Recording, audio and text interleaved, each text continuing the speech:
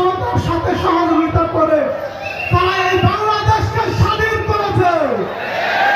সুতরাং আমরা এই জনতাকে বলতে চাই, ছাত্র শিবির কোন রক্তচক্ষুকে ভয় করে না। ছাত্র শিবির এদেশের মানুষের সার্বিক সহযোগিতায় ব্যস্ত।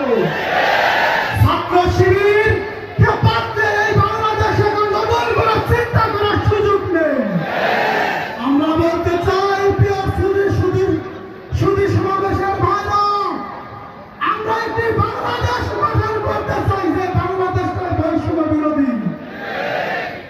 আমরা এই বাংলাদেশকে একটি আদর্শ বাংলাদেশ গড়ে তুলতে চাই। আপনারা হলেন সেই বাংলাদেশ গঠনের জন্য ছাত্র শিবিরের মূল হাতিয়ার। আজকে আমাদের বিরুদ্ধে অনেক অপপ্রচার রয়েছে। আমরা বলতে চাই, ছাত্র শিবির এবং জামাত ইসলামের উপর অপপ্রচার করতে করতে আমাদেরকে যে নিষিদ্ধ করেছিলেন, এদেশের মানুষ কখনো মেনে নিয়েছে? আর কি কখনো মানার সুযোগ আছে? সুতরাং আমরা বলতে চাই, সম্মানিত সুধী, আপনারা আপনাদের সন্তানদেরকে এই কাফেলায় সংযুক্ত করান। আমাদের এই ছাত্র শিবিরের পতাকা তলে আপনারা এসে ছায়া গ্রহণ করুন। আপনার জীবন পরিবর্তন হবে ইনশাআল্লাহ। আপনার সন্তান পদচ্যুত হবে ইনশাআল্লাহ।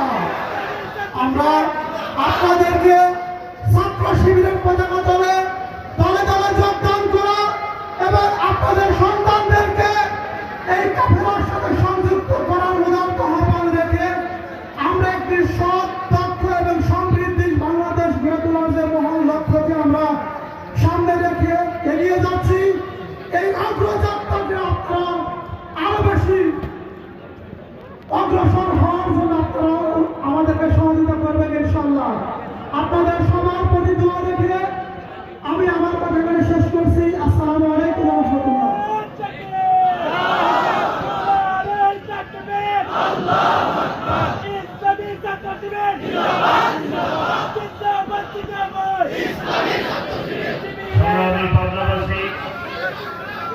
মানবতার জন্য